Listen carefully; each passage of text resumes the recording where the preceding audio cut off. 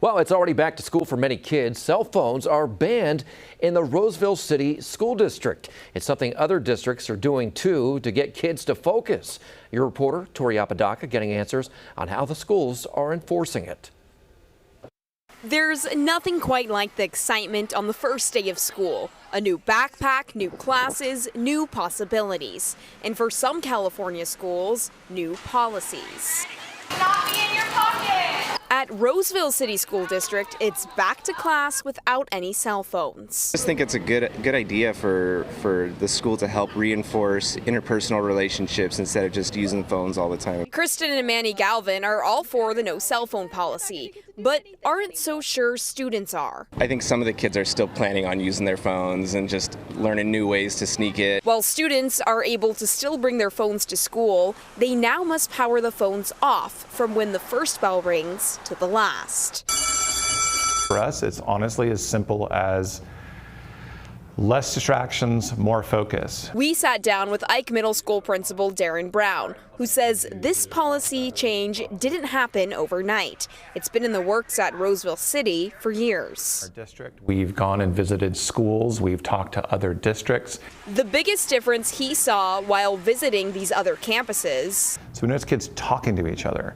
We've lost that a little bit. If a student is caught scrolling on a cell phone during school hours, the first offense will be a warning. The second, a parent notification and school consequence.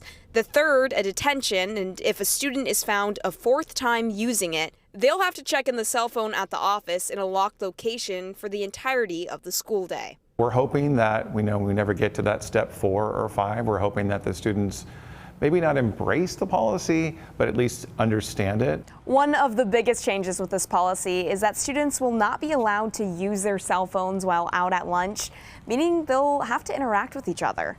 Now she's, worried that she can't contact me if she's having a bad day or people are bullying her, which she did last year, and I could come pick her up. Sarah Townsend doesn't think taking away cell phones will solve bullying when kids still have other technology in the classroom. My daughter was actually bullied last year on the school Chromebooks. What about when it comes to cyberbullying? Do you think so? I asked an expert. I don't think a cell phone ban is going to radically change the prevalence or intensity of cyberbullying in schools. Professor of sociology at UC Davis, Robert Farias, recently conducted a study of kids who were cut off from technology, where 20% of the kids surveyed said they felt relief. But that wasn't the majority. A lot of them reported feeling anxious, but I think that a lot of that anxiety was driven by the fear of missing out. He also pointed out how it's been crucial in some cases that students were able to capture misbehavior on campus with teachers or students, all because they recorded it on a cell phone. But Brown thinks that sometimes escalates situations. I think it actually will prevent some of those things. There was a study in Britain that found that there were significant gains on test scores. A study in Sweden found that kids were spending less time being sedentary and they were more physically active after following cell phone bans. While Professor Farias says the no cell phone policy will not likely bring radical change, he does acknowledge that the limited research at this point points in a positive direction, especially academically. Meanwhile, the Lincoln Unified School District in Stockton is also implementing a no cell phone in school policy. Elementary and middle school students will have their phone taken away for the entire day, while high school students will be given back their phones during passing periods and lunch. Let's not be naive. There's so many things going on in Stockton, let alone the whole world. Safety is the biggest concern we've heard from parents. It makes both of us nervous, not just her, but myself included.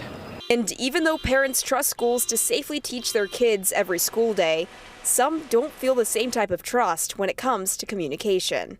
I can tell you right now, with my younger daughter in elementary school, she's gone in to tell them that she's had a headache before and they've tried to talk her into going back to class. With everything that's going on in the world, I would like to be accessible to my child. The Lincoln Unified Superintendent says not having cell phones during emergencies may prevent misinformation from spreading to parents, but Brown says they are willing to make some exceptions. So in case of any kind of real emergency, like you've mentioned, that we of course hope never ever happens, kids will obviously be allowed in that case to use their phones if needed. Of course, cell phones weren't a thing back in the day when most parents were in school.